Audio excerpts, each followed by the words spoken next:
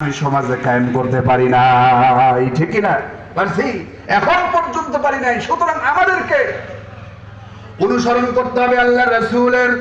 আল্লাহ তাআলা রব্বুল আলামিন বলেন, কুল ইন কুনতুম তুহিব্বুনাল্লাহা ফাত্তাবিউনি ইউহিব্বুকুমুল্লাহু ওয়া ইয়াগফির লাকুম যুনুবাকুম ওয়াল্লাহু গফুরুর রহিম।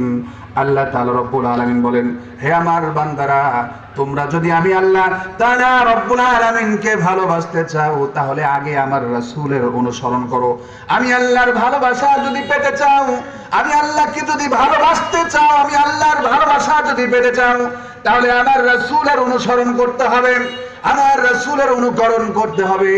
রাসূলের অনুসরণ আর রাসূলের অনুকরণ যদি করি, তাহলে অবশ্যই রাসূলের অনুকরণ যদি করি, তাহলে আল্লাহ তাআলা রব্বুল আলামিন বলেন, আমি আল্লাহ তাআলা রব্বুল আলামিন তোমাদের জীবনের সমস্ত গুনাহ খাতাগুলোকে মাফ করে দেব। জোরে বলি সুবহানাল্লাহ।